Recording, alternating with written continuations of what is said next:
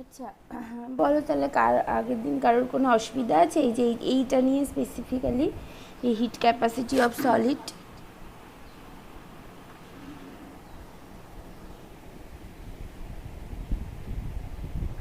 না ম্যাম। ঠিক আছে, তাহলে তাহলে এটা যেটা, তাহলে নেক্সট যেটা বাকি ছিল, যে ওই আইনস্টাইনস থিওরি অফ হিট ক্যাপাসিটি তো পড়লাম, আর তার লিমিটেশনও দেখেছিলাম যে ওটাই এক্সপেরিমেন্টাল প্লটের সাথে অ্যাকচুয়ালি মেলাতে পারছে না। যে এক্সপেরিমেন্টালি যে ভ্যালুটা পাওয়া যাচ্ছে আইনস্টাইনস হিট ক্যাপাসিটি দেখা যাচ্ছে, সেটাকে একটু বেশি আন্ডার এস্টিমেট করে দেয়। মানে আইনস্টাইনস হিট ক্যাপাসিটি থেকে যে থিওরিটিক্যাল ভ্যালুটা পাওয়া যাচ্ছে সেটা বেশি ছোট হচ্ছিল, মানে স্পেশালি লো টেম্পারেচারে একটু বেশি কম হচ্ছিল আর কি। তো যে কারণে দেখা গেল যে আবার আরেকটা মডিফিকেশান দরকার। তখন আসে 1912 সালে বিজ্ঞানী ডিবাই, যেটাকে বলে ডিবাই মডিফিকেশান। তো নেক্সট যেটা আসে সেটা হচ্ছে ডিবাই মডিফিকেশান, যেটা এক্সপেরিমেন্টাল রেজাল্টের সাথে একদমই ম্যাচ করবে। তো সেই ডিবাই মডিফিকেশানটা কি, তাহলে সেইটা পড়তে হবে। আচ্ছা, তাহলে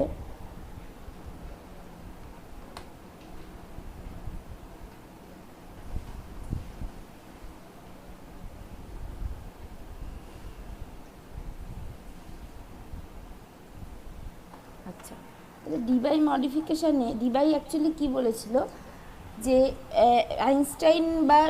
আইনস্টাইনের মতোই একই কথাই, বা ডুলাং পেটিটের মতো একই কথাই বলেছিল যে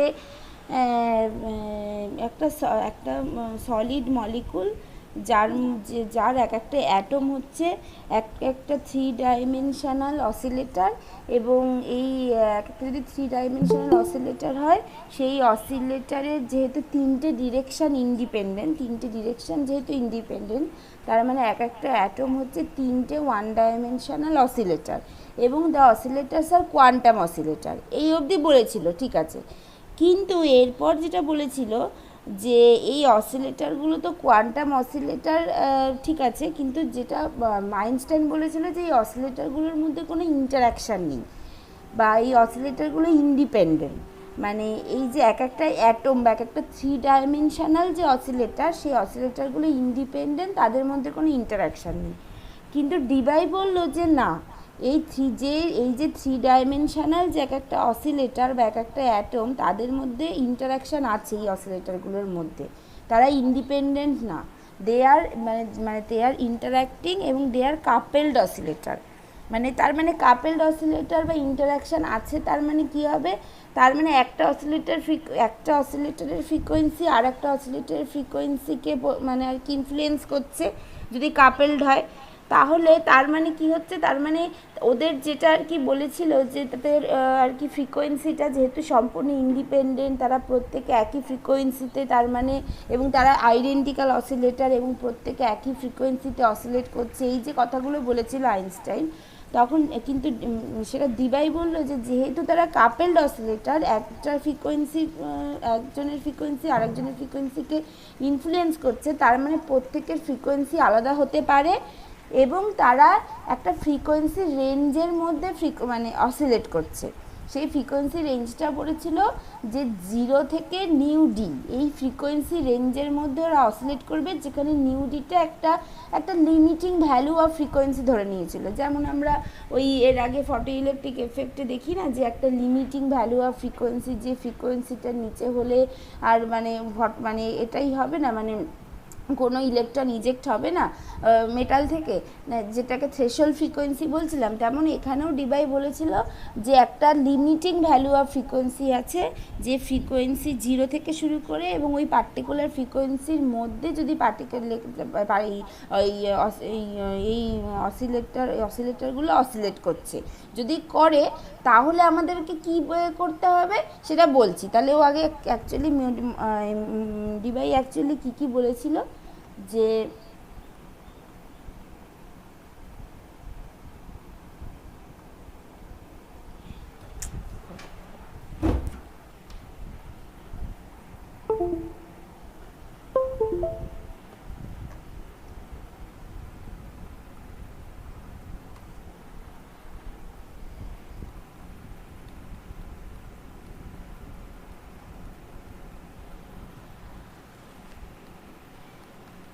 as the oscillators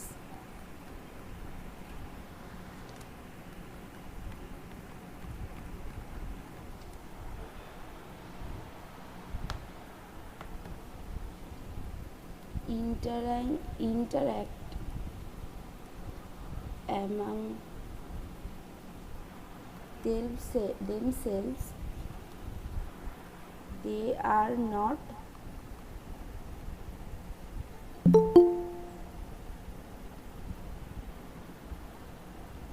not independent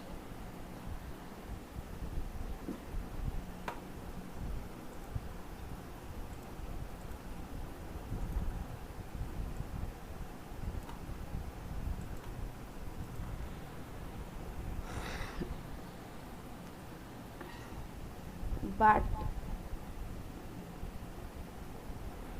they are actually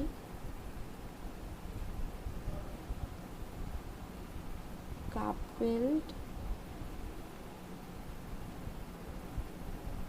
oscillators, and they have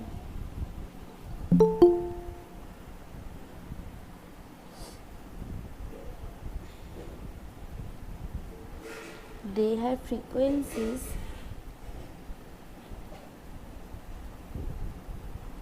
varying from 0 to a maximum limiting value nu d। এই nu d টাকে কি বলে, which is called d by characteristic frequency। এইটা তাহলে এইটা বলেছিল। এবার এইটা বলার পর তাহলে কি দেখলো, যে তার মানে এই যে যেটা আর কি আইনস্টাইন মিস করে গেছিলো, যে এই যে অসিলেটরগুলো তাহলে অসিলেট করছে, তার মানে অসিলেট কেন করছে, তার কারণ হচ্ছে এই যে সলিডের মধ্যে যে অ্যাটমগুলো আছে সেই অ্যাটমগুলোকে হিট করার ফলে তারা ভাইব্রেট করছে, সেই ভাইব্রেশনের ফলে এই অসিলেশনটা হচ্ছে। তাহলে এই যে এই অ্যাটমগুলো যে ভাইব্রেট করছে, এই ভাইব্রেশনের জন্য তারা অ্যাকচুয়ালি একটা মেকানিক্যাল ওয়েভ প্রডিউস করছে। এই মেকানিক্যাল ওয়েভের এবার কিছু ক্যারেক্টারিস্টিক্স আছে যেটাকে প্রপারলি আর কি এক্সপ্লেন করাটা দরকার। তাহলে সেই যে মেকানিক্যাল ওয়েভ যে প্রডিউস করছে, সেই ওয়েভ মানে কি, সেই ওয়েভের একটা প্রপার্টি যেটা হচ্ছে, যেটাকে বলছে density of mode, which is the number of vibrational mode per unit frequency. তাহলে এই যে যতগুলো অ্যাটম আছে তার মানে ততগুলো ফ্রিকোয়েন্সি, মানে টোটাল তত ফ্রিকোয়েন্সি আছে, ততগুলো ফ্রিকোয়েন্সি হচ্ছে।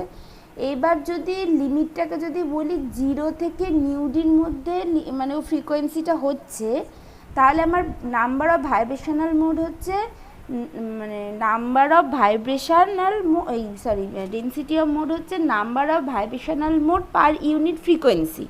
তাহলে এইটাকে যদি আমি টোটাল রেঞ্জের মধ্যে, মানে যে রেঞ্জের মধ্যে এরা অসিলেট করছে, যে রেঞ্জ অফ ফ্রিকোয়েন্সির মধ্যে যেটা বলে দিয়েছে, সেই টোটাল রেঞ্জের মধ্যে যদি জেড নিউ ডি নিউটাকে ইন্টিগ্রেট করি, তাহলে আমি টোটাল নাম্বার অফ ফ্রিকোয়েন্সি পাবো না। কি বলেছিল, যে দ্য অ্যাটম, ম্যাম এই ওয়েভ প্রডিউস করাটা আরেকবার বলবেন? হ্যাঁ বুঝতে পারলাম। বলছি এই যে অ্যাটমগুলো যে ভাইব্রেট করছে, মানে হিট দেওয়ার ফলে সেই ভাইব্রেশনের জন্য অ্যাটমগুলো একটা মেকানিক্যাল ওয়েভ প্রডিউস করছে। এবার সেই মেকানিক্যাল ওয়েভের একটা পার্টিকুলার প্রপার্টি আছে যেটাকে বলছে ডেনসিটি অফ মোড। সেটা হচ্ছে number of vibrational mode per unit frequency. এবার সেটাকে যদি এরকমভাবে লিখি, মানে এরকমভাবে যদি এক্সপ্রেস করি, যে number of vibrational mode within the frequency range new and new plus D new, যেটাকে বলছি জেড নিউ ডি নিউ, সেটাকে যদি টোটাল রেঞ্জের মধ্যে, মানে 0 থেকে নিউ ডি, এই টোটাল রেঞ্জের মধ্যে যদি আমি ইন্টিগ্রেট করি, তার মানে এইটা আমার টোটাল নাম্বার অফ ফ্রিকোয়েন্সি দেবে। এবার টোটাল নাম্বার অফ ফ্রিকোয়েন্সি কোনটা, যেটা হচ্ছে যতগুলো নাম্বার অফ অ্যাটম আছে, যতগুলো নাম্বার অফ মলিকুল আছে, বা যতগুলো নাম্বার অফ অসিলেটার আছে, কত নাম্বার অফ অসিলেটার আছে, টোটাল 3 এর নাম্বার অফ অসিলেটার আছে, এইটা বলছি। বুঝতে পেরেছো? দাঁড়াও, হ্যাঁ ম্যাম বুঝতে। তাহলে এটা হচ্ছে, তাহলে oscillate produces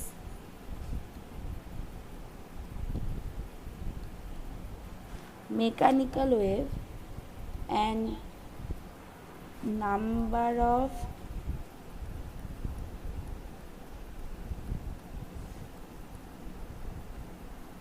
vibrational modes per unit frequency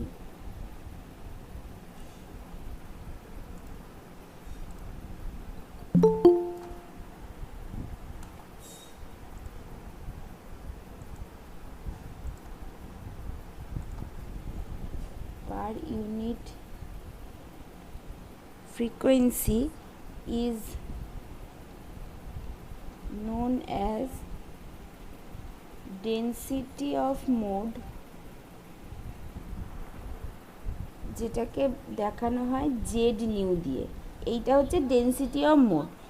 এইবার it can B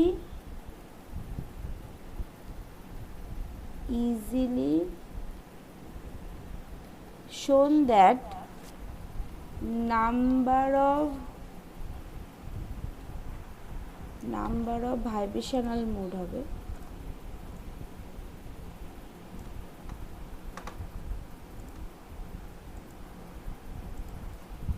number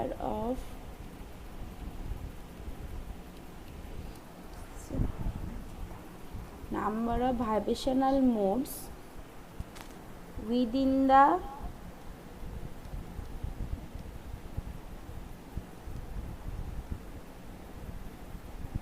frequency range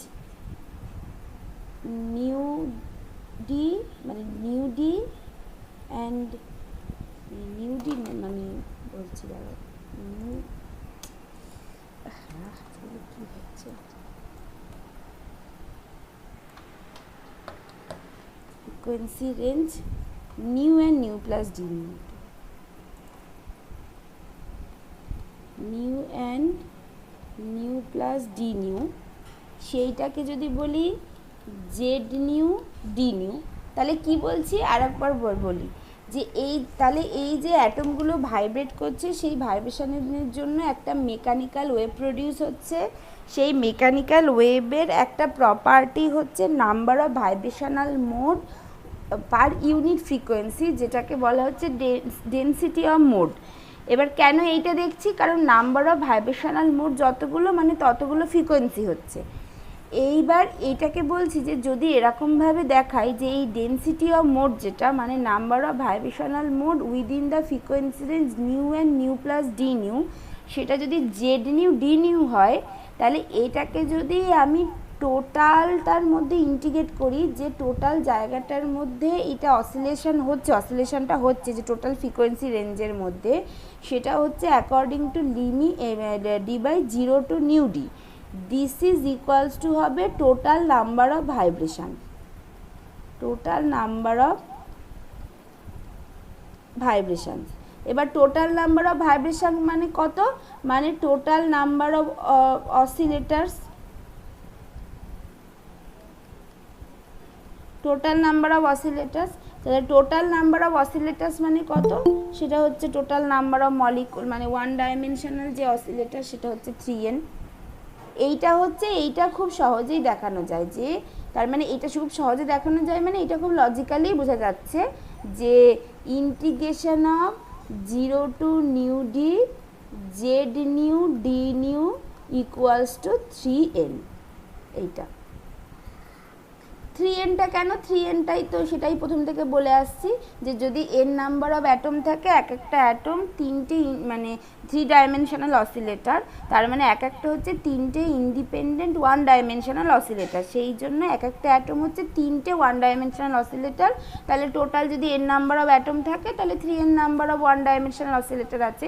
কিন্তু এই এক একটা যে 3 ডাইমেনশনাল যে অসিলেটর, তারা আবার একটা আর একটার সাথে ইন্টারঅ্যাক্ট করছে, বা এক একটা যে 1 ডাইমেনশনাল অসিলেটর মানে একটার এক্স অ্যাক্সিসের অসিলেটরের সাথে আর একটার এক্স অ্যাক্সিসের অসিলেটর আর কি ইন্টারঅ্যাক্ট করছে। মানে এক্স ওয়াই জেড তো ইন্ডিপেন্ডেন্ট থাকবে, তারা তো পারপেন্ডিকুলার, কিন্তু একটার এক্সের সাথে আর একটা এক্স বা একটার এক্সের সাথে আর একটা ওয়াই, এরা মানে ইন্টারঅ্যাক্ট করছে। মানে সেই জন্য এই অসিলেটরগুলোকে বলা হয় কাপেলড অসিলেটর। এইটা হচ্ছে ব্যাপার। এইবার এই যে জেড নিউ ডি নিউ যেটা, এইটার এবার একটা পার্টিকুলার এক্সপ্রেশন আছে, যে এক্সপ্রেশনটা ওই ক্লাসিক্যাল ওয়েভ ইকুয়েশন বা মেকানিক্যাল ওয়েভ ইকুয়েশন থেকে আসে। সেটা তো আমরা কেমিস্ট্রিতে মানে সেটার আমাদের ওই মানে নেই, কী বলে, ডেরিভেশনও নেই, আর সেটা হচ্ছে আমরা মানে সেটা তো নেই, সিলেবাসেও নেই, আর সেটা ডেরিভেশনও নেই, বা আমিও যে জানি তা না, বা স্যারও যে করায় তা নয়, স্যারও যে জানে। মানে এইটা হচ্ছে বেসিক্যালি, যেহেতু এটা একটা মেকানিক্যাল ওয়েভ, তাহলে হচ্ছে মেকানিক্যাল ওয়েভের একটা প্রপার্টি ধরে নিতে হবে, মেকানিক্যাল ওয়েভের জন্য যে এক্সপ্রেশনটা সত্যি সেই এক্সপ্রেশনটা ধরে নিতে হবে, কিন্তু কোনটার কি টার্ম সিম্বলগুলোর মানে কি সেইগুলো অবশ্যই বুঝে নিতে হবে। এটা আর কিছু না। তো সেইটা হচ্ছে নাও এই জেড নিউ ডি নিউ যেটা, সেটাকে আবার এরকমভাবে লেখা যায়, এটা equals two 4πv into 2/vt cube plus 1/vl এর cube into nu square D new. এইটা এইবার এগুলো কি কি? এই ভিটা হচ্ছে কি? ভিটা হচ্ছে টোটাল ভলিউম। আচ্ছা, এই ভিটিটা কি? ভিটিটা হচ্ছে velocity of the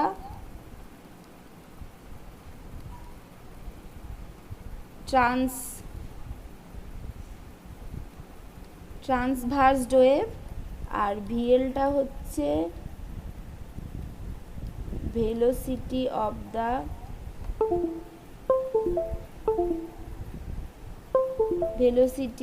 the longitudinal wave. এইটা এবার ট্রান্সভার্সড ওয়েভ আর লংগিটিউডিনাল ওয়েভ কি?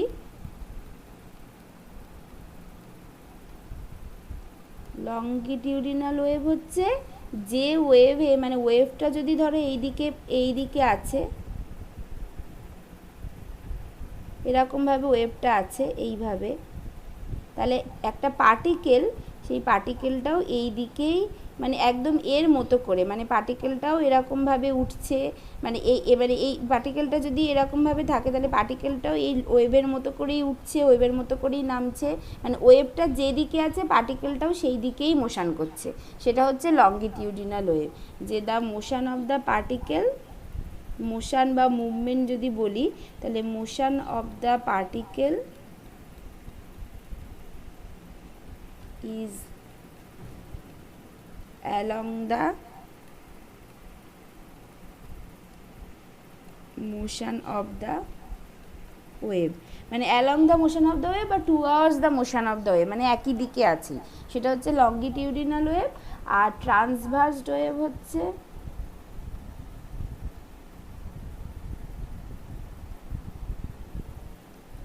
ম্যাম আমরা যখন সাউন্ড ওয়েভ বলেছিলাম, ওটা তো এক ধরনের লংগিটিউডিনাল, কিন্তু ম্যাম ওখানে তো পার্টিকেল গুলো হচ্ছে মানে যেখানে মানে ওই অ্যাম্পলিটিউডটা বেশি হয়, মানে ওই দিকে মুভমেন্ট করে, মানে কিছুটা জায়গায় পার্টিকেল গুলো বেশি থাকে, আবার যেখানে নোট সেখানে কম থাকে, মানে ওয়েভ বরাবর তো মুভমেন্ট করতো না ওখানে পার্টিকেল গুলো। কোথায়? সাউন্ড ওয়েভে?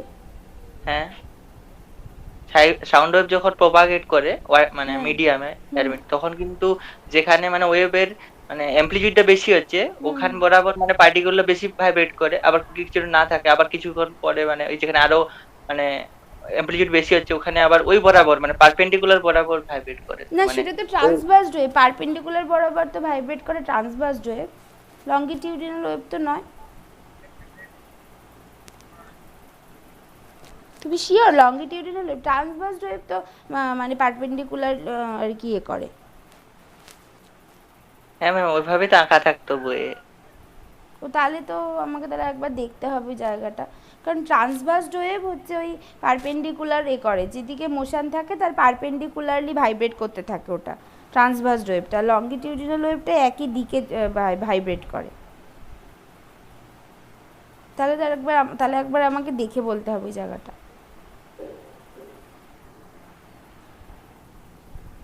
লঙ্গিটিউডিনাল ওয়েভ তো এটা করে না, ট্রান্সভার্স ওয়েভটা ওরকম করে। যেটা আমি বলছিলাম যে ট্রান্সভার্স ওয়েভটা হচ্ছে পার্টিকেলের যে মোশনটা,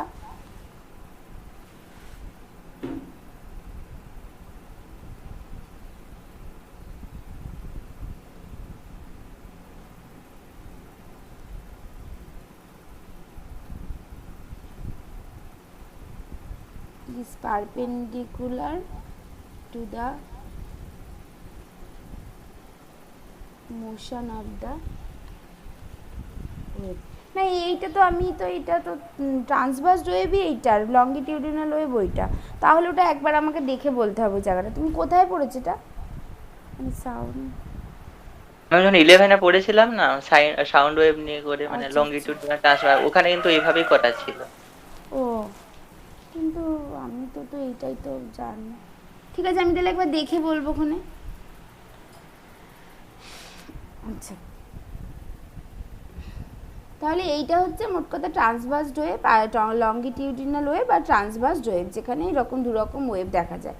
আচ্ছা, তাহলে এখন কি হবে? তাহলে এইটা ঠিক আছে, এটা আমি তাহলে মনে রাখবো। তা নিশ্চয়ই বলছো যখন, নিশ্চয়ই কিছু একটা মানে হবে। তাহলে এটা আমি অবশ্যই দেখে বলবো। কিন্তু আমি এটা তো মানে জানি যে লঙ্গিটিউডিনাল ওয়েভটা ওই একই দিকে হয়, আর ট্রান্সভার্স মানে ইভেন ওই সেরকমভাবেই আমি মনেও রাখি।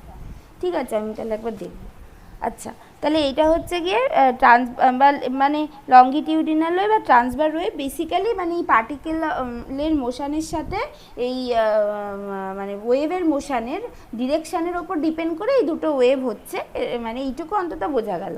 আর বাকি যেটা ও বলছে সেটা একবার দেখতে হবে, দেখে আমি বলবো, কারণ বলছে সেটা ঠিক হতেও পারে, কিন্তু আমি মানে অনেকটাই শিওর যেটাই লঙ্গিটিউডিনাল ওয়েভ ওইটা, ট্রান্সভার্স ওয়েভ এইটা। ঠিক আছে, তাও একবার দেখবো। আচ্ছা, তাহলে যেটা বলছিলাম, তাহলে তাহলে কি পেলাম যে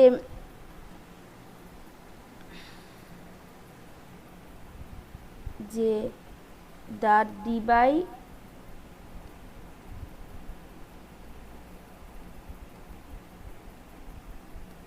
characteristic frequency nu d can be obtained from the following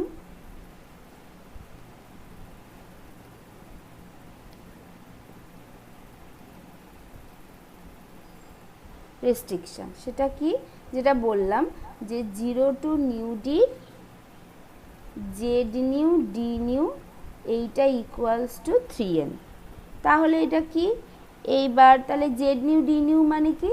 Z new D new মানে ওই যে ওপরে যে এক্সপ্রেশনটা লিখে রেখেছি যে 4 পাই ভি ইন্টু 2 ভিটি তার হোল ভিটির কিউব প্লাস 1 বাই ভিএল এর cube into 0 to nu D, এখানে হবে হচ্ছে নিউ স্কোয়ার ডি নিউ, কারণ বাকি পার্টটার মধ্যে তো নিউ নেই কোথাও, তাহলে সেটা ইন্টিগ্রেশনের বাইরে চলে আসলো।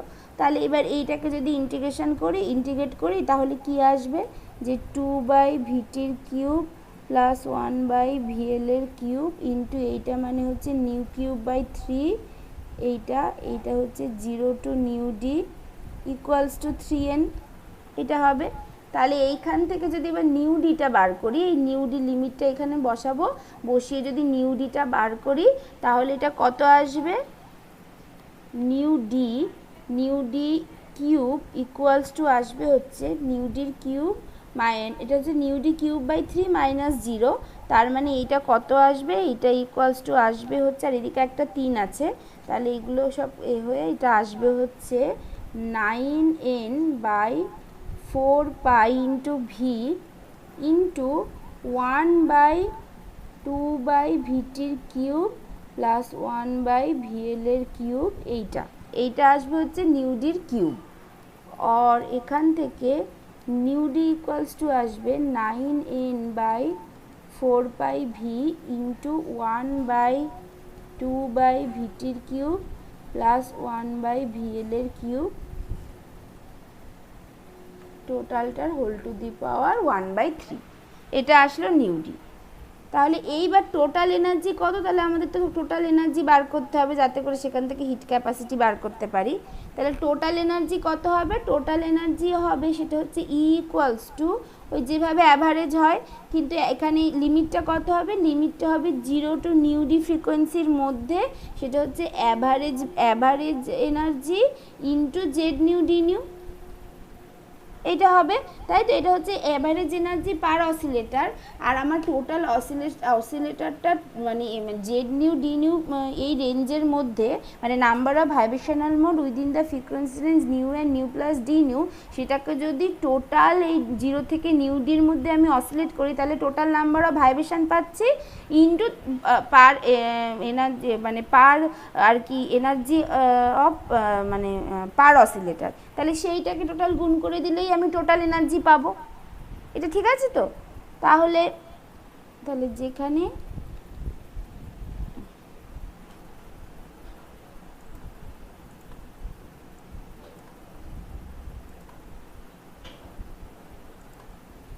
এইটা হচ্ছে অ্যাভারেজ এনার্জি পার অসিলেটার, যেটা আগের দিন বার করে রেখেছিলাম অ্যাভারেজ এনার্জি পার অসিলেটারটা, তাহলে এইটা কত আসবে?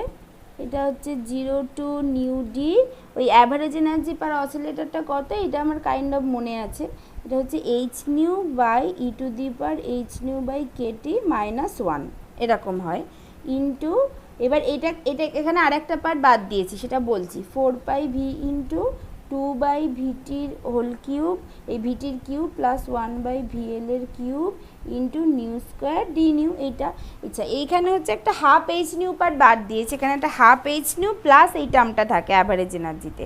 ওই হাফ এইচ নিউটা কি? ওটা হচ্ছে বেসিক্যালি ওই একটা অসিলেটারের জন্য ওটা হচ্ছে তোমার 0 পয়েন্ট এনার্জি, মানে ওটাকে আমরা নেগলেক্ট করতে পারি, মানে মানে যদি সিম্পল হারমোনিক অসিলেটর মডেলটা তো এরকমভাবে থাকে, এইভাবে তো আছে,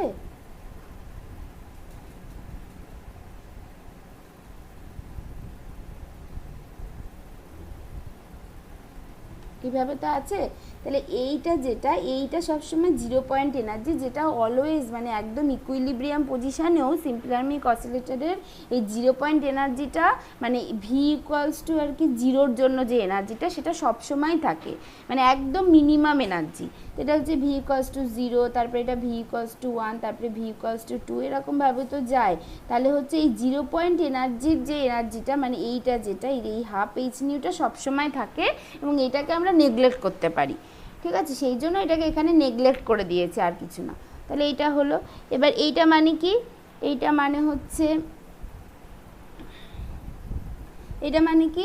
এটা মানে হচ্ছে এই যে 4π v into 2/vt cube plus 1/vl cube, এইটা যেটা এই যে 4π v ইন্টু এইটা মানে কি হবে? এইটা মানে হচ্ছে 9n বাই নিউ ডি তার whole cube, 9n by nu D তার হোল কিউব, এইটা মানে তার মানে এইটা ইকুয়ালস টু হয়ে গেল যে 9n, তার মানে এটা যদি ইকুয়েশান 1 হয় তাহলে 9n বাই নিউ ডির হোল কিউব ইন্টু একটা এখানে এইচ আছে into integration of 0 to nu D, এটা হয়ে যাবে হচ্ছে নিউ ইন্টু নিউ স্কোয়ার মানে nu cube by E to the power H nu by k T minus 1 from equation 1। এটা হলো টোটাল এনার্জি ই এর এক্সপ্রেশন, এটা হচ্ছে টোটাল এনার্জি ই এর এক্সপ্রেশন। এইবার এইটা হচ্ছে একটা জেনারেল এক্সপ্রেশন। এবার এখান থেকে দেখবো যে ওই টেম্পারেচার বেশি হলে কি হয়, টেম্পারেচার কম হলে কি হয়। তাহলে তার জন্য কি ধরতে হবে? তাহলে এক্সপ্রেশনটা কি আসলে আরেকবার এখানে লিখি, যে এক্সপ্রেশনটা আসলে হচ্ছে 9n by nu D cube into h into integration of 0 to nu D into nu cube by E to the power H nu by k T minus 1 into d nu, এটা এসেছিলো। এইবার ধরো let h nu by k T equals to x. তাহলে or nu equals to কী হবে, nu equals to হচ্ছে Katie by h into x, or d nu equals to হবে k T by h into d x. এটা আর লিমিট চেঞ্জ করলে কি হবে, যে লিমিট চেঞ্জ করলে যদি নিউ আর এদিকে হচ্ছে এক্স, তাহলে নিউ যদি 0 হয়, নিউ 0 হলে এক্সও 0, আর নিউ যদি নিউ ডি হয় তাহলে এক্স কত হবে, নিউ যদি নিউ ডি হয় তার মানে এক্সটা হবে হচ্ছে H nu D by KT, এটা হবে। এবারে H nu D by KT, এই H nu D by KT এইটাকে বলা হয় থিটা ডি বাই টি, এইটা যেখানে where এই থিটা ডি যেটা, থিটা ডি হচ্ছে, থিটা ডি কী হবে, থিটা ডি হচ্ছে এইচ নিউ ডি বাই কে।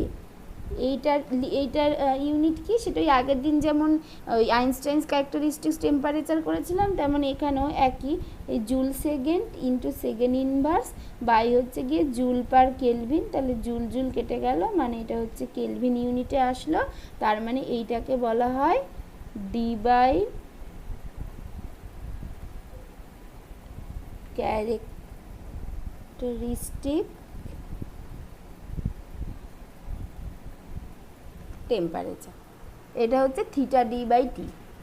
তাহলে আমার এনার্জি তাহলে এখন কি হলো, তাহলে হচ্ছে energy equals to 9 NH by nu D cube 0 to theta D by T হয়ে গেল, এখন ওই নিউ ডিটা থিটা ডি বাই টি হয়ে গেল, আর এক্স কিউব নিউ কিউব যেটা ছিল সেটা কি হবে, সেটা হচ্ছে কেটি বাই এইচের whole cube into x cube, এইটা হলো by E to the power H nu by KT ছিল, তাহলে E to the power H nu by Katie মানে ওটা হবে ই টু দি পাওয়ার এক্স -1 হলো, আর ডি নিউ ছিল, ডি নিউ ইকুয়ালস টু কী হবে k T by h into d x, তাহলে সেটা হলো k T by h into d x, এইটা হলো এখন ইন্টিগ্রেশনটা।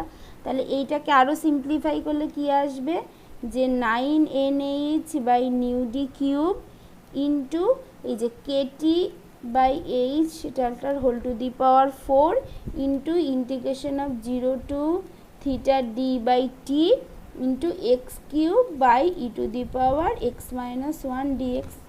এইটা হলো যে টোটাল এনার্জি অফ দ্য ওই আর কি টোটাল মানে অ্যাটম, এটা মানে বা টোটাল নাম্বার অফ অসিলেটর যতগুলো আছে এইটা। তাহলে এইবার হচ্ছে দেখবো এখানে এবার লিমিটিং ভ্যালুটা বসাবো, যে যদি টেম্পারেচার বেশি হয় আর যদি টেম্পারেচার কম হয় কি হবে।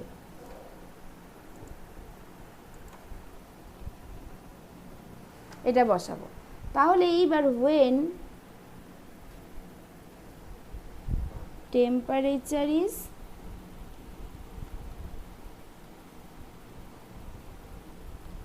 very high, এইটা তাহলে কি হবে, তাহলে x equals to k T by h, যেটা এই sorry x equals to k T by h বলছি,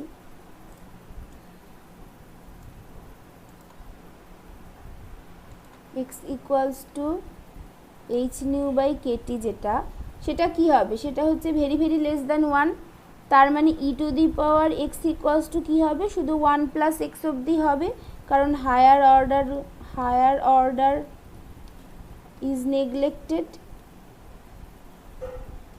এইটা। তার মানে আমার সেক্ষেত্রে টোটাল এনার্জি, এই ওপরে টোটাল এনার্জিটা কী হবে, ই টু দি পাওয়ার এক্সের জায়গায় 1 প্লাস এক্স লিখবো, তাহলে 1 কেটে যাবে, তাহলে এক্স থাকবে, তার মানে ইন্টিগ্রেশনের মধ্যে শুধু এক্স স্কোয়ার হয়ে যাবে। তার মানে কি হবে, যে then total energy equals to 9 NH by nu D cube into KT by এইচের whole to the power 4 into 0 to theta D by T X cube by X DX, তাহলে এইটা equals to 9 NH by nu D cube into KT by এইচের whole to the power 4 into 0 to theta D by T X square DX. তাহলে এইটা মানে কত, 9nh by nu D cube KT by H এর whole to the power 4, এইটা মানে হচ্ছে X cube by 3 0 to theta D by T, তার মানে এইটা মানে হচ্ছে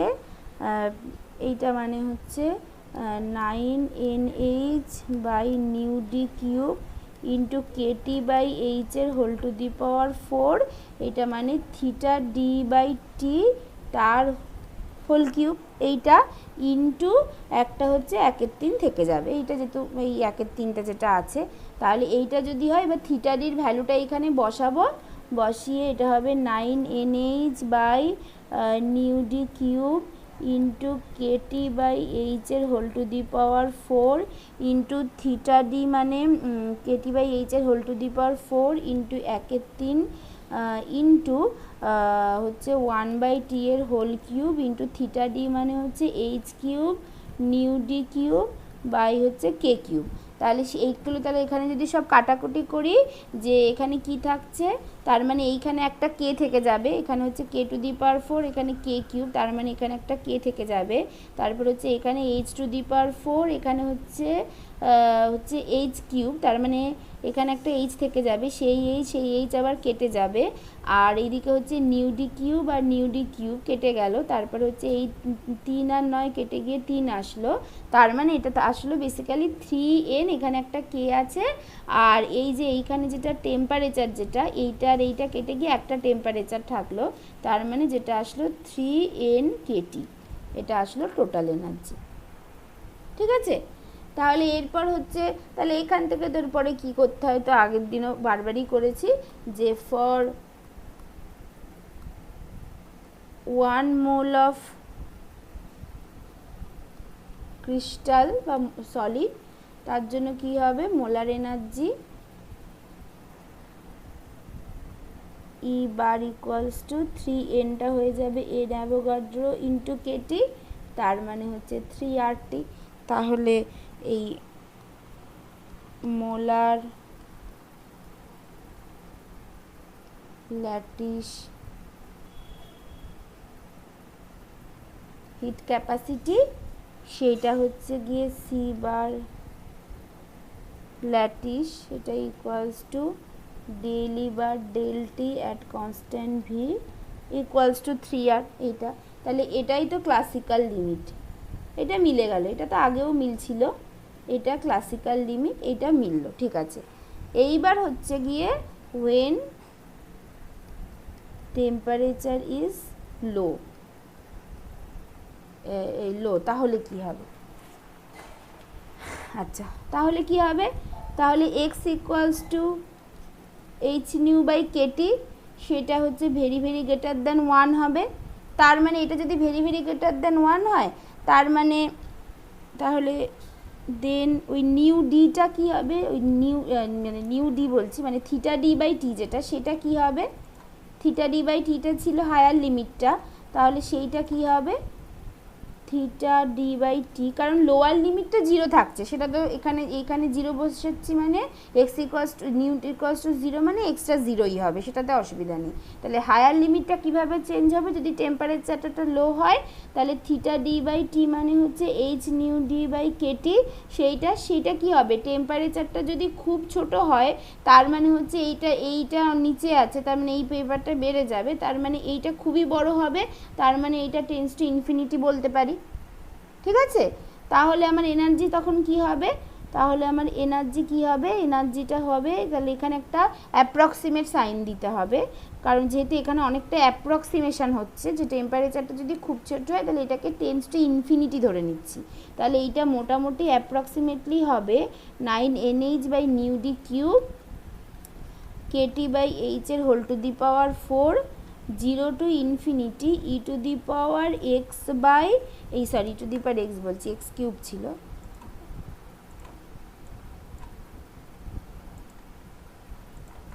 এটা হচ্ছে X cube by E to the power x minus 1,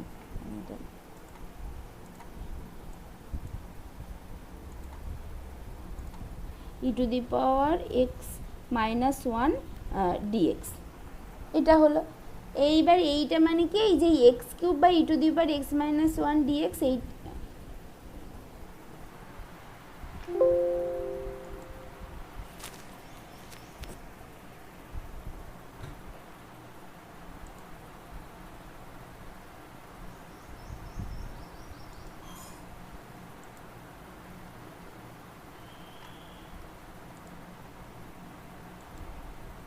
আচ্ছা এই যে এই এক্সপ্রেশনটা, এই ইন্টিগ্রেশনটা যেটা, যে যে তাহলে ইটা কি আসলো, ইটা আসলো 9nh by nu D cube kt by h এর whole to the power 4 0 to infinity x cube by E to the power x minus one d x. এইটা এইবার এই যে ইন্টিগ্রেশনটা যেটা x cube by E to the power x minus one, এইটা ওই numerically solve করতে হবে। নিউমেরিক্যালি সলভ করতে পারি বা সাকসেসিভ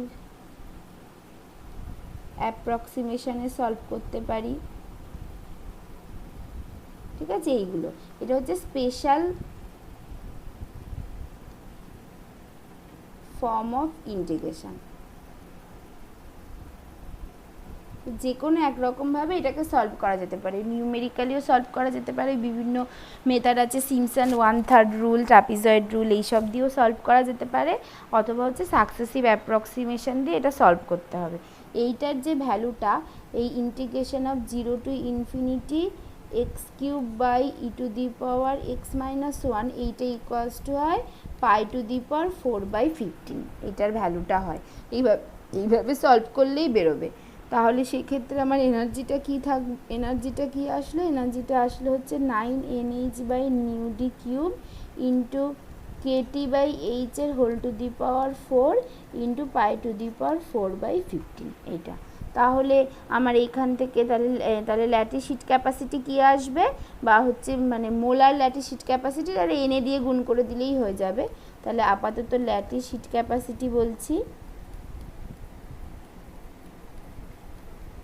ল্যাটিস হিট ক্যাপাসিটি কী আসবে, সেটা equals to del T at constant V, সেটা ইকুয়ালস টু কী আসবে 9nh by nu D cube into k to the power 4 by h to the power 4 into, এটা টি টু দি পাওয়ার 4 আছে, তার মানে 4t cube into pi to the power 4/15, তার মানে এখান থেকে তাহলে মোলার ল্যাটিস হিট ক্যাপাসিটি সেটা ইকুয়ালস টু আসবে, এইটা ইকুয়ালস টু আসবে হচ্ছে, এখানে কাটাকুটি হয়ে গিয়ে এটা হচ্ছে 3 দিয়ে কাটলে 3 তিরিকে 9, আর এটা থাকবে হচ্ছে গিয়ে 3 5 15, তার মানে আর 3 4 12 হয়ে যাবে, তার মানে 12/5, আর এইটাকে মোলার বলে দিয়েছি, মানে এনটাকে এন অ্যাভোগাড্রো করে দিলাম, K to the power 4 pi to the power 4 by nu D cube H cube into থেকে যাচ্ছে শুধু টি কিউব, তার মানে এটাই হচ্ছে এ ইন্টু টি কিউব। তার মানে কি আসলো, যে সি বার ল্যাটিসটা যেটা, সেটা ইকুয়ালস টু আসলো A into T cube, where A equals to আসলে হচ্ছে 12/5 N Avogadro K to the power 4 pi to the power 4 by nu D cube H cube, এটা যেটা হচ্ছে একটা কনস্ট্যান্ট। তার মানে এইটাই হচ্ছে this is the D by T cube law, যেটা প্রথম থেকে বলে আসা হচ্ছে। তার মানে টেম্পারেচারটা যখন ভেরি লো, তখন বেসিক্যালি সিবার ল্যাটিসটা টেম্পারেচারের সাথে ওই একটা টি কিউবের মতো করে প্রপোর্শনাল হচ্ছে, মানে y equals to x cube যেমন হয় তেমন টি কিউবের মতো করে প্রপোর্শনাল হচ্ছে, যেটা অ্যাকচুয়ালি এক্সপেরিমেন্টাল ডাটার সাথে এক্স্যাক্টলি মিলে যায়, মানে খুবই কাছাকাছি আছে। সেখানে হয়তো মানে হচ্ছে মানে এরারটা যেটা দুটোর মধ্যে যে এরার, এক্সপেরিমেন্টাল আর থিওরিটিক্যালের মধ্যে যে এরার, সেটা ভীষণই কম, মানে দেখা যায় 0.002 মানে আর কি, খুবই অ্যাকুরেসিটা খুবই খুবই কম এরারের অ্যাকুরেসি, 10⁻³ -4 রেঞ্জের অ্যাকুরেসি মানে সেক্ষেত্রে থাকে, মানে খুবই কম আর কি অ্যাকুরেসিটা, ওই মানে অ্যাকুরেসিটা খুবই কম, মানে এরারের অ্যাকুরেসিটা হাই অনেক বেশি আর কি, ডিফারেন্সের অ্যাকুরেসিটা আর কি খুবই কম। তো তো সেই জন্য তাহলে সেই জন্য এই থিওরিটিক্যাল আর কি এক্সপ্লানেশনটাকে অ্যাকসেপ্ট করা হলো, যে যেখানে বলছে যে when temperature is very low then the lattice heat capacity is proportional to TQ. This is the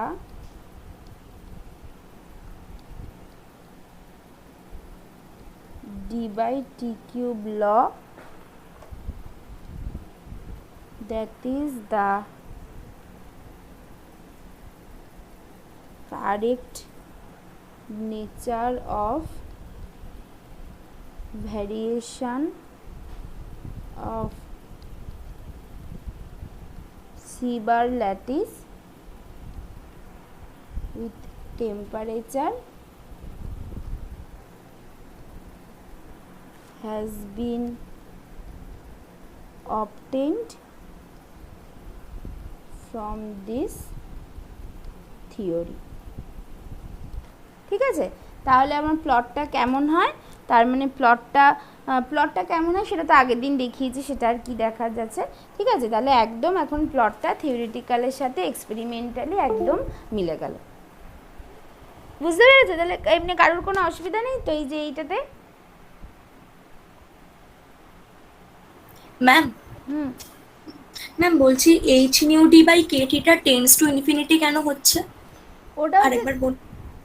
হ্যাঁ, ওটা হচ্ছে এই যে এইখানে যেটা মানে এটা হচ্ছে টেম্পারেচারটা যেহেতু অনেক কম, তার মানে টেম্পারেচারটা তো নিচে আছে, তার মানে এই টোটালটা অনেক বড় হয়ে যাবে।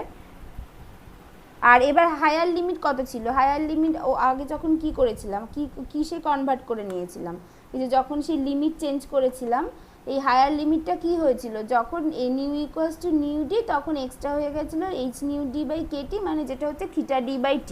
এবার টেম্পারেচারটা যদি খুব কম হয়, মানে খুবই কম বলছি, জিরোর রেঞ্জে বা জিরো থেকে মানে জিরোর কাছাকাছি যদি হয়, তার মানে নিউ d/t যেটা সেটা ইনফিনিটির কাছাকাছি হবে, টিটা তো ছোটো আছে, সেই জন্যই ওটা যে ইনফিনিটি হয়ে গেল।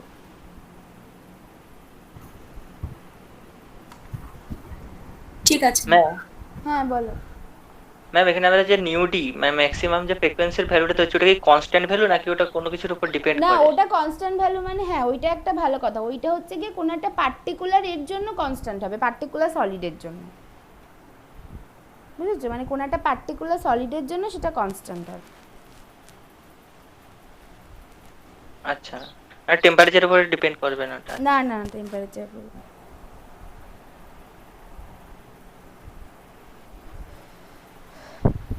ঠিক আছে।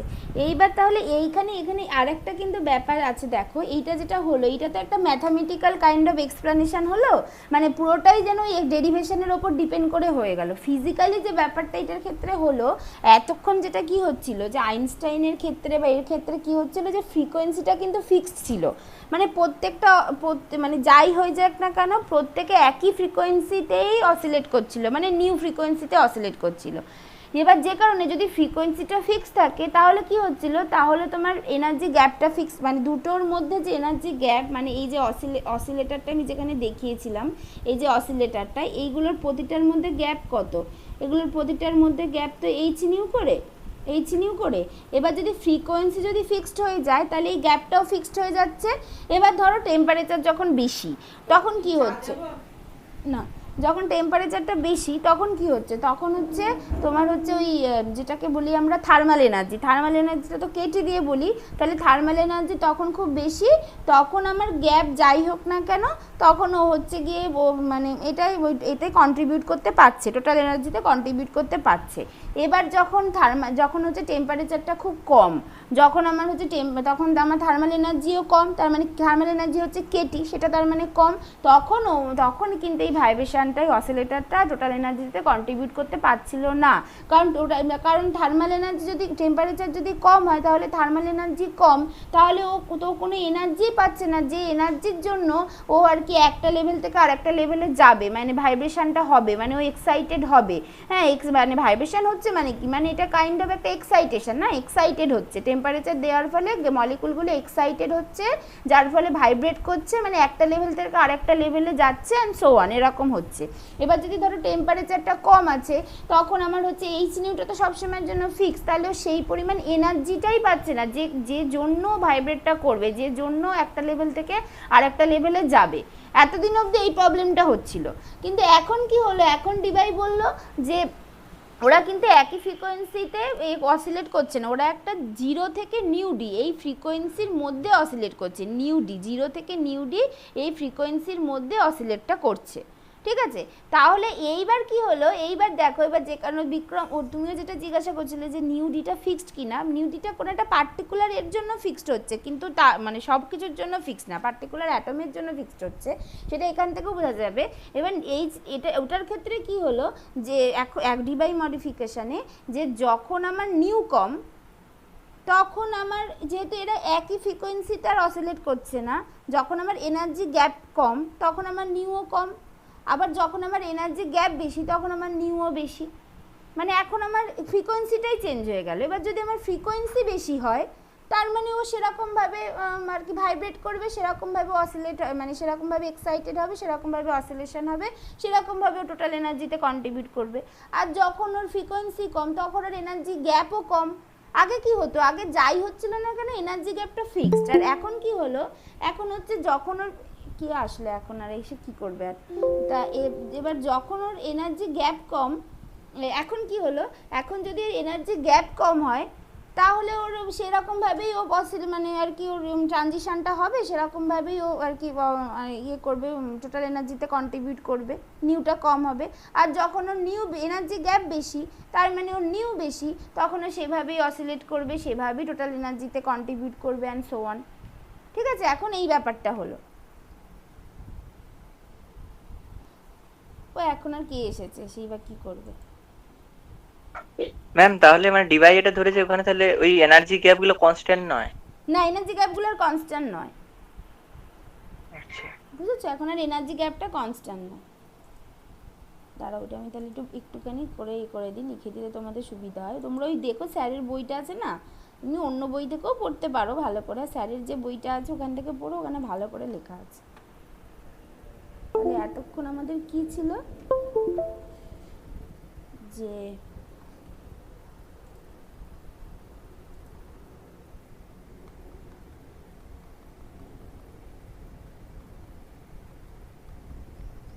in Einstein's theory all the oscillators oscillates with a constant frequency nu, which fixes the spacing between two vibrational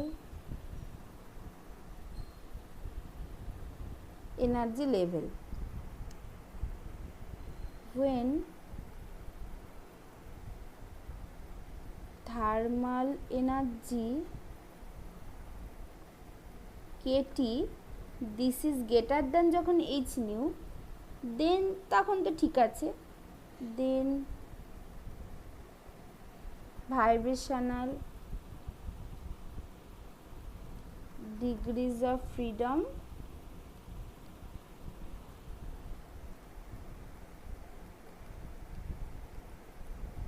contributes to the total energy but lattice sheet capacity, and hence high temperature behaviour sense high temperature behaviour যেটা, সেটা সবসময় কিন্তু properly সবাই ব্যাখ্যা করতে পারছিল এই কারণেই। কারণ যখন হচ্ছে আমার টেম্পারেচার থার্মাল এনার্জি যদি ইটসেলফ বেশি থাকে, তাহলে তো আমার নিউ যাই হোক না কেন এইচ নিউটা, ওর কোনো অসুবিধা হচ্ছে না। Hence high temperature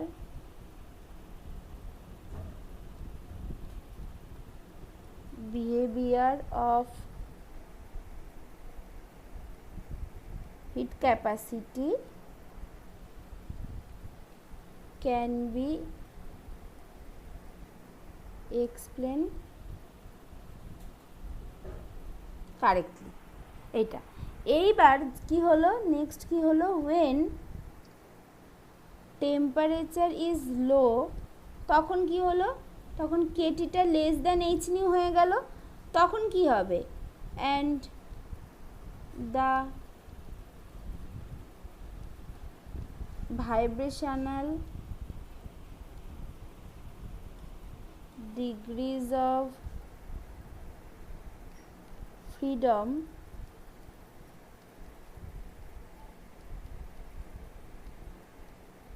do not contribute to the ma'am হ্যাঁ আপনার স্ক্রিনটা দেখতে পাচ্ছি না। হ্যাঁ কেউ দেখতে পাচ্ছ না? না ম্যাম দেখা যাবে, ওটা অন্য কেউ প্রেজেন্ট করে এসে মানে হ্যাঁ, ভুল কোন হয়ে গেছে। একজন কেউ প্রেজেন্ট করে দিয়েছে। ওই যে নতুন ঢুকলো আর কি, সেই করেছে এটা। আমরা তো পিন করে রাখলাম। আমার পিন করা আছে, তাও বেরিয়ে গেল।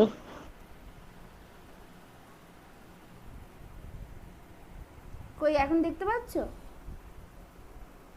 হ্যাঁ ম্যাম। যে কি করে না, কি আমার ল্যাপটপ শুধু হ্যাং করে যায় তার মধ্যেই সব। আচ্ছা তাহলে যেটা হবে যে do not contribute to the lattice heat capacity and hence at low temperature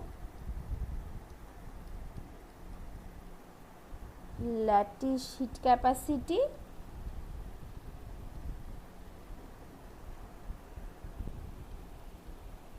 predicted by Einstein's theory is always lower than the experimental value, যেটা ওই এক দেখেছিলাম। তার কারণ কি, কারণ হচ্ছে টেম্পারেচারটা যখন ছোট তখন হচ্ছে ওই সেই অনুযায়ী ও এনার্জিটাই পাচ্ছে না, যে এনার্জিতে ভাইব্রেটটা করলে, যে এনার্জিতে অসিলেশনটা হলে ও একটা এনার্জি লেভেল থেকে আরেকটা এনার্জি লেভেলে যেতে পারবে এবং ওর এনার্জি চেঞ্জ হবে এবং সেখান থেকে টোটাল এনার্জিতে কন্ট্রিবিউট করবে, এবং সেটা করতেই পারছে না। সেই জন্য মানে লো টেম্পারেচার বিহেভিয়ারে টোটাল যে এনার্জি হওয়া উচিত এক্সপেরিমেন্টালি আইনস্টাইন থিওরি থেকে সেটা হতেই পারছিল না। সেই জন্য সবসময় কিছু না করে কম এনার্জি দেখাচ্ছিল, যেটা হওয়া উচিত তার থেকে কম এনার্জি দেখাচ্ছিল, এবং যেটা এক্সপ্রেশন থেকেও বোঝা যাচ্ছিল। কারণ এক্সপ্রেশন থেকে কেমন দেখতে ছিল ওটা ছিল 1/x² ইন্টু e⁻⁻x এর মতো দেখতে, যেখান থেকে বোঝাই যাচ্ছিল যে এক্স এর সাথে ওয়াই এর ভ্যারিয়েশনটা মানে x³ ইন্টু x³ মানে y ভার্সেস x³ ভ্যারিয়েশন যা হবে তার থেকে 1/x² ইন্টু e⁻⁻x এর ভ্যারিয়েশন সেটা অনেক বেশি কম হবে, কারণ যেহেতু ওটা একটা এক্সপোনেনশিয়াল টার্ম আছে সেটা অনেক বেশি তাড়াতাড়ি ডিকে করে যাবে, তাই না, যেহেতু এক্সপোনেনশিয়াল টার্ম আছে আইনস্টাইনস থিওরিতে। সেই জিনিসটা বোঝা যাচ্ছিল। তার ফিজিক্যাল ব্যাখ্যা হচ্ছে এই ব্যাপারটা, কারণ যেহেতু ওখানে এনার্জি গ্যাপটা সবসময় ফিক্সড আছে। এবার টেম্পারেচারের উপর জিনিসটা কাইন্ড অফ ডিপেন্ড করে যাচ্ছে। টেম্পারেচার কম হলে ও ওই গ্যাপটাকেও কভার করতে পারছিল না, টেম্পারেচার বেশি হলে তো ইট ইজ ওকে, ঠিক আছে, এইটা হচ্ছিল ব্যাপার। এবার এখন ডিবাই এর ক্ষেত্রে কি হলো, but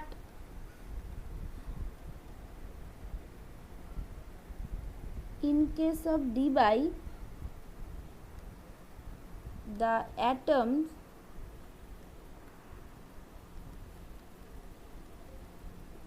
oscillates in a frequency,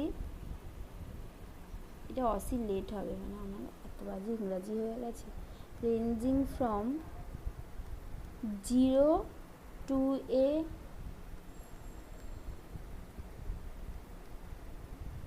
maximum value nu d. When frequency is low, then spacing between two vibrational energy levels is low, and these vibrational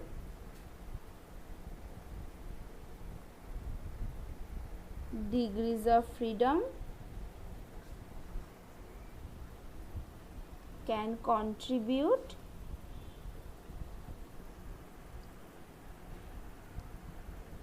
to the lattice heat capacity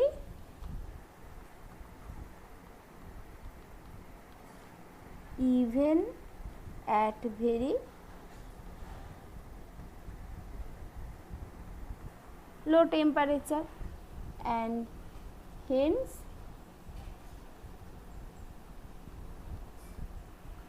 this gives the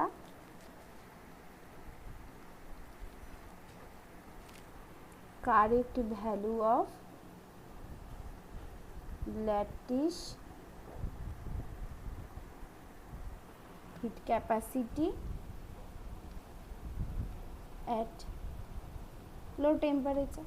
ঠিক আছে, মানে এখন কি হলো, এখন temperature যদি অনেক কম হয়ও তাতেও অসুবিধা নেই, কারণ এখন তো নিউটাই কমে গেছে, নিউটা কমে যাওয়ার জন্য এইচ নিউটাই কমে গেছে। এইটা হচ্ছে এখন ব্যাপার, মানে এনার্জি গ্যাপই যদি এখন খুব কমে যায় তাহলে আমার এখন টেম্পারেচার কম হলেও অসুবিধা নেই, কারণ ওকে তো এখন কম রাস্তা আর কি, মানে কম এনার্জি গ্যাপের এনার্জি লেভেলে ভাইব্রেট আর কি ট্রানজিশনটা হতে হচ্ছে বা অসিলেশনটা হতে হচ্ছে, মানে এখন খুব কম এনার্জিকে কভার করেই ও একটা লেভেল থেকে আরেকটা লেভেলে চলে যাচ্ছে, কারণ নিউটাই তো কম, এনার্জি গ্যাপটাই তো কম, সেই জন্য এখন আর কোনো অসুবিধা নেই। কিন্তু আগে কি ছিল, আগে এনার্জি গ্যাপ সবসময়ের জন্য ফিক্স ছিল, সেই জন্য থার্মাল এনার্জির ওপর পুরো জিনিসটা ডিপেন্ড করে যাচ্ছিল। বুঝতে পেরেছো মানে ব্যাপারটা অ্যাকচুয়ালি কি হচ্ছে? ম্যাম তাহলে কি আমরা বলতে পারবো যে ডিবাই মডেলটা মানে ক্লাসিক্যালি অনেকটা মনে হচ্ছে যেন, হ্যাঁ মানে এক্স্যাক্টলি, এনার্জি গ্যাপটা। হ্যাঁ হ্যাঁ হ্যাঁ হ্যাঁ এক্স্যাক্টলি, ওই জন্যই তো বললাম ওই প্রথম থেকেই ও ক্লাসিক্যাল থিওরিতে চলে গেছে, মানে এটা ক্লাসিক্যাল থিওরিতে আর কি জিনিসটাকে এ করাটা খুব দরকার, মানে সেটা প্রথমেই সেটাই চলে গেছে প্রথমে, যে কারণ যেহেতু এই যে ওয়েভটা যেটা আর কি প্রডিউস হচ্ছে সেটা তো ক্লাসিক্যাল ওয়েভ বা মেকানিক্যাল ওয়েভ, বুঝতে পেরেছো? সেই জন্য কিন্তু অসিলেটরগুলো কোয়ান্টাম মেকানিক্যাল অসিলেটর, কারণ দেখো অ্যাভারেজ এনার্জি পার অসিলেটর যেটা, সেখানে কিন্তু কি ধরেছে, সেখানে কিন্তু average energy from the classical oscillation quantum mechanical oscillator ধরেছে, বুঝতে পেরেছো? মানে যতই কোয়ান্টাম মেকানিক্স বলি, ক্লাসিক্যাল মেকানিক্সকে তো ভুলে যাওয়া যাবে না, এটা হচ্ছে সেরকম একটা ব্যাপার আর কি। হ্যাঁ ম্যাম, দুটোর মিক্সচার মনে হচ্ছে। হ্যাঁ ওই কখনো হচ্ছে এই হিস্ট্রিগুলো পড়লে, যদি পুরো কোয়ান্টাম ক্লাসিক্যালের ওই হিস্ট্রির একটা বই আছে ভালো, ওইগুলো পড়লে বেশ ভালো বুঝতে পারবে, এখানে সব সুন্দর করে লেখা থাকে।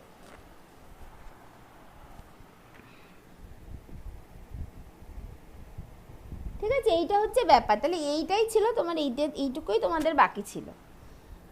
ঠিক আছে, এবার বলো এই আজকের পড়ার থেকে কারোর কোনো অসুবিধা আছে? ম্যাম হ্যাঁ বলো। ম্যাম এই ইন্টিগ্রেশনে একটা ডিএক্স আসবে না, ওটা এক্স কিউ? হ্যাঁ এখানে হ্যাঁ ডিএক্স আসবে। আচ্ছা যদি পড়ার কারোর কোনো অসুবিধা না থাকে তাহলে একটা হচ্ছে বিক্রম যেটা বলেছে দুটো ওয়েব যেটা, সেটা আমি একবার দেখবো, তবে আমার মনে হচ্ছে কি আমি এটা শিওরই, মানে আমি তাও আমি একবার দেখবো, বলছো যখন নিশ্চয়ই ঠিক হবে। ঠিক আছে, আমি ওটা একবার দেখবো। এটা হচ্ছে 1 নম্বর। 2 নম্বর, আর যদি কারোর কোনো অসুবিধা না থাকে তাহলে এবার কতগুলো কথা আছে। সে কথাটা হচ্ছে, দেখো তোমাদের হচ্ছে যে দুটো পরীক্ষা আজকে তো জ্যাম, মানে অফিসিয়ালি তো আজকে জ্যামের কথা বলা উচিত, তো তাহলে যে দুটো পরীক্ষা নেওয়া হয়েছে সেই দুটো পরীক্ষা আমি সলভ করে মানে উত্তর লিখে সলভ করে আমি স্যারকে দেখতে দিয়েছি। তো স্যার 2-1 দিনের মধ্যে দেখে দেবে, তারপরে স্যার তোমাদেরকে পাঠাতে বলেছে, ঠিক আছে? না হলে মানে আমি যদি কিছু ভুল করি, আমি ভুল করেই থাকি অনেক কিছু, তো সেই জন্য আমি মানে সব বই টইতেও তাই হয় আর কি, আমি করে দিই, মানে মানে সব কিছু না, শুধু কোশ্চেন অ্যান্সার পার্টটা আমি করে দিই, সেটা হচ্ছে স্যার দেখে তারপরেই সেটা বইতে ওঠে, স্যার 2বার দেখে তারপরে সেটা বইতে ওঠে। তো এখানেও সেই পর্যায়ে এখন তোমাদের জিনিসগুলো আছে, সেই জন্য একটু দিতে দেরি হচ্ছে, কারণ তোমাদের যখন প্রথম পরীক্ষা নেওয়া হয়েছিল তারপর থেকেই তো এইসব শুরু হয়ে গেল, আমার মার করোনা হলো, স্যারের করোনা হলো, সেই জন্য একটু দেরি হলো। এটা হচ্ছে 1 নম্বর মানে ব্যাপার। 2 নম্বর ব্যাপার হচ্ছে জ্যামেও তোমাদের আছে, ফেজ আছে, ফেজ রুল আছে। তাহলে এই বুধবার সকালে যেটা এতদিন করে স্যার সলিড স্টেট পড়াতো, ঠিক আছে, সেইটা এই বুধবার সকাল থেকে সলিড স্টেটটা শেষ হয়ে গেল, এই বুধবার সকাল থেকে ফেজ রুল পড়া হবে, যেটা সেম 4দেরও আছে, আবার হচ্ছে ওই এদেরও আছে, কি বলে জ্যামেও থাকবে। যে কজন আর কি সেম 4 আর জ্যামের মধ্যে কমন না, তারা যদি এখানে থাকো তাদের জন্য বলছি, তাহলে বুধবার সকালে এবার থেকে জ্যামের ক্লাসও হবে, যেটা হচ্ছে সেম ওই ফেজ রুল হবে এবার থেকে, ঠিক আছে? এটা হচ্ছে 1-2 নম্বর কথা। তাহলে বুধবার সকালে এবার থেকে ফেজ রুল পড়া হবে, এটা কিন্তু সবাই মনে রাখো, বুধবার সকাল 6:30 বা সকাল 7টা থেকে ক্লাস হবে, ফেজ রুল পড়া হবে, যেটা এতদিন সলিড স্টেট হচ্ছিল। আর শনিবার যেমন রাতে হয় তেমন তো হবে, ঠিক আছে? এইটা হলো ম্যাম 6:30 থেকে করবে না, আমাদের 6:30 থেকে হ্যাঁ 6:30 থেকে করবো, ঠিক আছে? এইটা হলো। সোমবার কি হবে তাহলে? সোমবার বলছি, এগোচ্ছি তো। এটা হলো এইবার এটা হলো। আর একটা হচ্ছে গিয়ে সারফেস কেমিস্ট্রি, যেটা সেটাও তোমাদের ওই জ্যামের ছেলেদের আছে, সারফেস কেমিস্ট্রি স্যার আমাকে বললো আছে। তো স্যার যেটা বললো অ্যাডজর্পশন আর হচ্ছে সারফেস টেনশন, যেটা সেটা জ্যামের ছেলেদেরও পড়িয়ে দিতে। তো সেইটা এবার ব্যাপারটা হচ্ছে আমি তো এটা খেয়াল ছিল না, কারণ আমি তো এতদিন এগুলো করতাম না। তো আমি আগের বৃহস্পতিবার দিন 6Mদেরকে ওই জ্যাম সারফেস অ্যাডজর্পশনের কিছুটা পার্ট পড়িয়ে দিয়েছি, আমার খেয়াল ছিল না সেটা। তো সেই পার্টটা সেইটা আমি মানে সেটা দেখো, প্রথমত স্যারের লেকচার আছে ইউটিউবে একটা, দ্বিতীয়ত ওগুলো একটু সোজাই, ওগুলো সত্যি কথা বলতে তেমন কিছু নেই। তো ওইটার যে ভিডিও যে PDF যেটা, সেইটা আমি তোমাদেরকে এখন দিয়ে দিচ্ছি, তোমরা এই 2-3 দিনের মধ্যে ওটা দেখে নাও, ঠিক আছে? ভালো করে দেখে নাও যে ওই আমি যেটা পড়িয়েছি সেইটার। যদি কোনো অসুবিধা থাকে তাহলে পরের সোমবার আবার বলো, কিন্তু তোমরা এগুলো এখন খাতায় লিখে রাখো কি ডেটে। বৃহস্পতিবার দিন রাত্রিবেলা 8টা থেকে ওইটা পড়ানো হচ্ছে, তোমরা আবার সবাই ওই ক্লাসে জয়েন করবে বৃহস্পতিবার দিন রাত্রি 8টা, ঠিক আছে? তোমরা আবার সবাই ওই ক্লাসে জয়েন করবে, তাহলে তোমরা বুধবার সকালে জয়েন করবে, বৃহস্পতিবার দিন রাতে জয়েন করবে। আর আর সেম 4 ম্যাম বৃহস্পতিবার পড়া থাকে আমাদের এসআরএফ টিউশন থাকে আর কি, 8টার সময় ম্যাম হবে না, মানে একটু দেরি করে করলেও হয়তো হতে পারে, বাট 8টার সময় হবে না। মানে কখন কি নেয় কেউ জানে না, মানে স্যার হয়তো কোনোদিন 7টা থেকেও করায়, কখনো আবার 6:30 থেকেও করে, কখন 5:30 থেকেও করে, এরকম ব্যাপার। ও তো 8:15 করা যেতে পারে ম্যাক্সিমাম, বুঝেছো? কারণ ওটা তো ওই 6Mদের পড়ানো হয় তো ওই দিনে। তাহলে একটা কাজ হতে পারে, দেখো একটা কাজ হতে পারে, যাদের এরকম পড়া থাকে তারা তো ওই ভিডিও টিডিও ওগুলো তো নিয়ে নেবে, সেইটা একটা হতে পারে। তাহলে এখন আপাতত যে ক্লাসটা হচ্ছে সেই ক্লাসে যাদের অসুবিধা নেই তারা ঢুকে যাও, আর যাদের অসুবিধা আছে তারা ভিডিও PDF এগুলো দেখে নেবে সময় করে। প্লাস হচ্ছে এটা যেহেতু অ্যাডজর্পশন সারফেস কেমিস্ট্রিটা তো ছোটো পার্ট, ওটা সহজেই হয়ে যাবে, তাহলে সেইটা অনেক লাস্টে পড়ানো যেতে পারে, মলিকুলার স্পেকট্রোস্কোপি টপি পড়ানোর পর সেইটা একটা হতে পারে, সেইটা আবার নয় করে দেবো যখন স্যার এসে যাবে, ঠিক আছে? এইটা হচ্ছে ব্যাপার। আর যাদের অসুবিধা নেই আর যাদের অসুবিধা আছে তারা এমনিতে এখন ভিডিও PDF তো পেয়েই যাবে, যদি এরকম স্ক্রিন রেকর্ডিংয়ের ভিডিও থাকে PDF থাকে তাহলে তাদের তো অসুবিধা হওয়ার কথা না, কিন্তু তারপরও পড়িয়ে দেবোক্ষণে ওই যখন সমস্ত সব কিছু শেষ হয়ে যাবে, কারণ এইগুলো খুব একটা যে এই কিছু সেটা না, অ্যাবজর্পশনটা ইম্পর্টেন্ট যদিও, ঠিক আছে? এইটা হচ্ছে ব্যাপার। আমি এখন গ্রুপে আমি আগের দিন যেটা অলরেডি হয়ে গেছে ওইটা পুরোটা দিয়ে দিচ্ছি। তবুও ম্যাম 8:30 করুন না, 8:30 করলে যদি হয়, এর জন্য বলছি। 8:30 ঠিক আছে, তাহলে 8:30টাই বলে দেবো ওখানে, 8:30টাই করবো, ঠিক আছে? 8:30টাই করবো তাহলে তোমাদের জন্য, ঠিক আছে? 8:30, হ্যাঁ, এই বৃহস্পতিবার থেকে। তাহলে বুধবার সকাল 6:30টায় জয়েন করবে, বৃহস্পতিবার রাত 8:30টায় জয়েন করবে। আর শনিবার দিন তো যেটা সেম 4দের কথা বলছি, শনিবার দিন যেমন রাতে পড়ানো হয় হচ্ছে, পরের সোমবার থেকে মলিকুলার স্পেকট্রোস্কোপি পড়াবো, পরের সোমবার থেকে, ঠিক আছে, সেইটা একটু স্পিডে ভালো করেই স্পিডে পড়িয়ে দেবো, যাতে হচ্ছে যাদের ওই এমনি পরীক্ষাতে আছে তাদেরও যাতে সুবিধা হয়, আর জ্যামদের তো সুবিধা হয়ই পরের সোমবার থেকে। আর শনিবার আর হচ্ছে শনিবার দিন রাতে যে আর কি কোয়ান্টামটা পড়ানো হয় সেম 4দের, তোমরা তো শনিবার সকালেও এতদিন স্যারের কাছে পড়তে, তাই না? ওই যে ওই কি ইলেকট্রিক কি জানো ডাইপোল মোমেন্ট পড়ছিলে না?